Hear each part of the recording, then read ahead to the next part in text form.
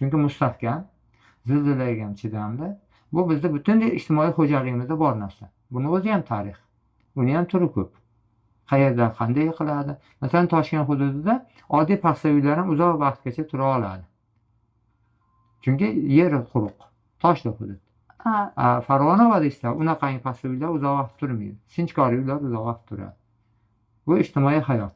Joyga ham bog'liqda o'sha uy turish. Joyga bog'liq, tabiatga bog'liq. Tabiatga bog'liq. Daryoga yaqin joy bo'lishi mumkin, uzoq joy bo'lishi mumkin, tepalik bo'lishi mumkin, pastlik bo'lishi mumkin. Ana shu joylarga ham bog'liq. Oddiy, kichkinagina, ixchamgina, salqingina uylar yaxshi bo'lgan. Odamlar o'shanda yashagan. Keyinchalik baland uylar, keyin bir-biridan balandroq uy quradiganlar.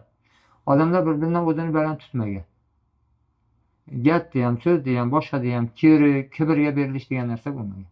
Uylar ham xuddi o'shanda o'zlarining tabiatdan kelib chiqib bo'lgan. Undan keyin boshlandi. Buni uylar meniki 1 metr baland bo'lishi kerak. Meniki bundan baland bo'lishi kerak. Baland. Va uylar ham keyin madaniy jihatdan ham, ma'naviy jihatdan ham uylari ko'rinishi yangilana boshlagan.